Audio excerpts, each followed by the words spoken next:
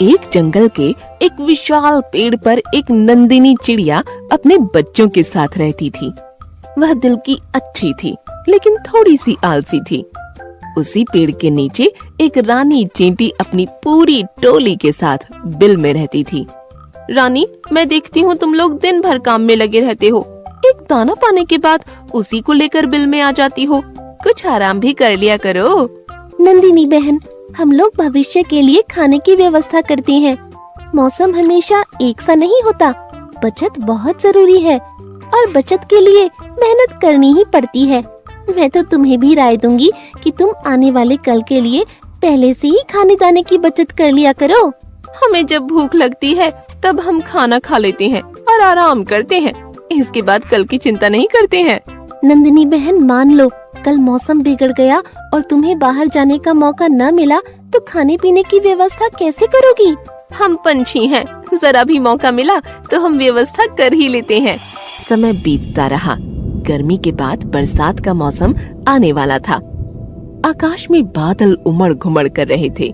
रानी चींटी ने पहले से ही अपने खाने की व्यवस्था शुरू कर दी थी। वे लगातार बाहर से अपना खाना लाकर बिल के अंदर इकट्ठा कर रही थीं। नंदिनी चिड़िया अपने चिड़ा और बच्चों के साथ आराम से अपने घोंसले में बैठी थी। यह रानी भी हमेशा परेशानी मोल लेते रहती है। खुद आराम नहीं करती और बाकी चींटियों को भी काम पर लगाए रखती है।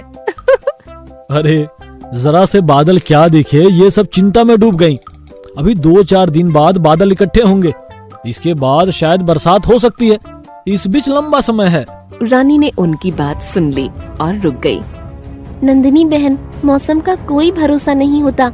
समय रहते अपनी तैयारी कर ली जाए तो उसमें बुराई ही क्या है। मैं तो कहती हूँ तुम भी अपने खाने की व्यवस्था कर लो। हाँ, 1-2 दिन के बाद विचार करूंगी। अभी 2 दिन पूरा आराम करने का इरादा है। आज करे सो कल करे, कल करे सो परसों। इतनी जल्दी क्या पड़ी है, जब जीना है बरसों। इस तरह चिड़ा ने भी नंदिनी चिड़िया का ही पूरा समर्थन कर दिया। दोनों आलस करके आराम करते रहे।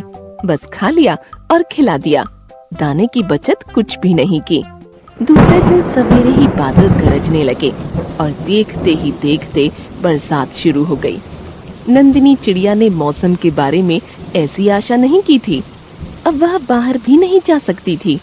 तेज बरसात में खाने की कोई व्यवस्था नहीं हो सकती थी। पानी बरसता ही रहा।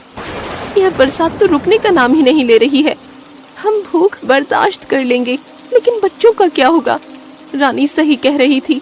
हमने आलस के वशीभूत होकर उसकी बात नहीं मानी। अब क्या किया जाए, पानी रुकने वाला नहीं है। कुछ देर के बाद नंदिनी ने देखा कि चींटियों की लंबी कतार पेड़ पर चढ़ रही है। सभी चींटियों के मुंह में दाने थे। सबसे आगे रानी चींटी चल रही थी। वह सब दाने लेकर नंदिनी के घोंसले तक पहुंच गईं। सबने अपने दाने घोंसले में रखने शुरू कर दिए। चिड़ा और नंदिनी चिड़िया देखते ही रह गए। नंदिनी बहन, बच्चों को खिलाओ और आप लोग भी खाओ। आगे के लिए भी हमने पर्याप्त व्यवस्था कर दी है। समय मिलते ही बचत की व्यवस्था कर दो। हाँ रानी बहन, तुमने सही कहा था। हमें दाने और खाने की बचत करनी चाहिए थी। आज आलस के कारण मेरे पास कुछ भी नहीं रहा। यह तो तुम्हारी कृपा है जो हमें दाना नसीब हो गया। देखो बच्चे कितने प्यार से खा रहे हैं।